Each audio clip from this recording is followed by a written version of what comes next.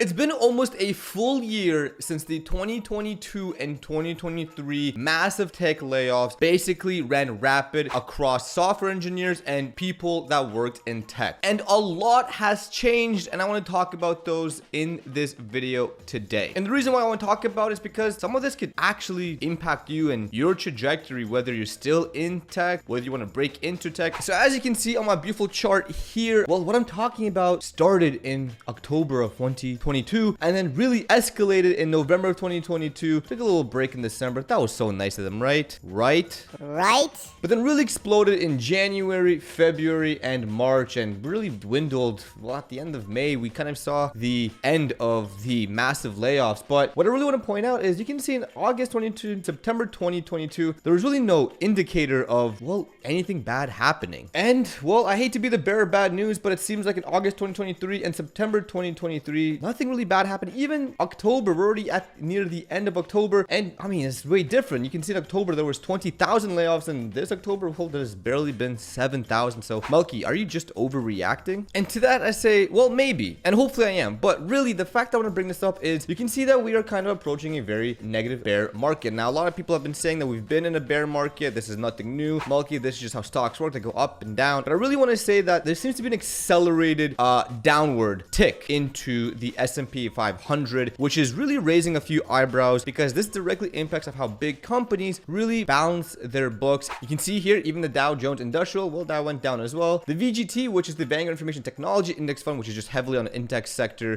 tech sector, that's not doing too bad, but really these ones are indicative of how the economy and really the market's gonna go, at least in the United States. Even if we look at layoffs, the FYI, we can see that there's really not too many big companies making aggressive layoffs. Obviously, there's always going to be layoffs, such as Hippo Insurance laying off 20% of their workforce, Roblox China laying off some individuals, Google laying off, well, a small amount relative to the total amount of employees that Google has, Stack Overflow getting rid of 28%. This is more of an AI kind of reason, and Flexport getting rid of 20%. But you can see here that they're not too aggressive, and there's not that many big companies like Amazon, Apple, Meta doing aggressive layoffs. And so why am I bringing this all up? Well, I think there's a lot of things to be learned from this time last year because it has really changed the way the tech world exists today. One is that was a correction phase. A lot of people who probably weren't the strongest engineers got hired, and well, as companies do during COVID or post-COVID, is they kind of correct themselves. They overhired, and what we saw, those massive layoffs were the correction of overhiring in COVID. Since then, we saw a lot of companies such as Amazon, in-state, they returned to office protocols, so not a lot of people can work from home, kind of bringing back to the norm before COVID, which kind of assures that we're not going to do too much of an overhiring, or that we're still in a overhiring bubble in tech. But what that all really means is that there's way more people who worked in tech who were used to their comfy COVID jobs in tech and are potentially still jobless, and there's really way less positions to be filled out. This leads to an incredibly competitive market, and even though if it wasn't competitive enough, now it's just incredibly difficult. If you somehow get past the AI resume screener, you're now going to go through a gauntlet. Yes, a absolute gauntlet of tech interviews that were at one point maybe leak code easy to medium are now guaranteed to probably be leak code hard throughout a different series of interviews, not including the system design part. There's no longer this leniency where if you kind of do a question correctly, they'll pass you if they really like you, But now, even if they love you, if you don't optimize this leak code question, well, good luck. See you later. There's about 20 other candidates waiting for me to reply to an email that will jump on this opportunity. So sucks to be you. See you later. Oh, by the way, you're blacklisted from our company for the next 10, 11, 12, 13 months. And not to mention the overall total compensation that software engineers love to get and always bragged about their friends in the early 2010s. Well, that's no longer really what it once was. Now I'm going to be careful because tech salaries are still incredibly high, incredibly powerful, but compared to what they were, they've really mellowed out, and not a lot of people are just being handed these 250K salaries anymore. You really have to grind your way, and now it just seems like total compensations took a step down. So I think what I'm trying to say here is the whole attitude towards tech definitely changed after COVID. If you really want to get into tech, it's going to be a grind, and you're really going to have to dedicate yourself to it. Cue the Attack on Titan anime scene, please.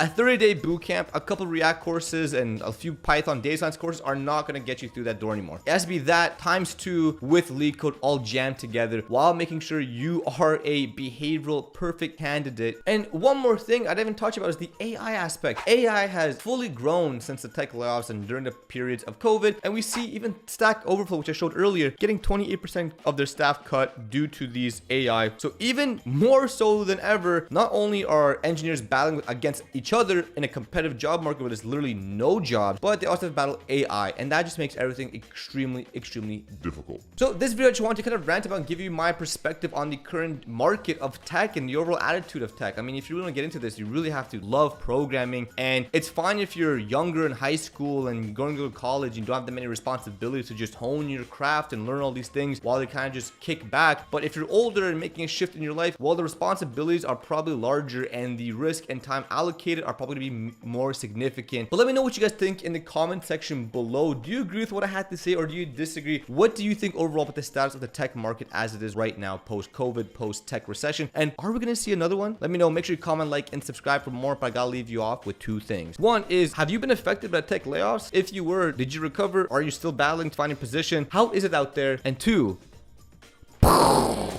you gotta power it.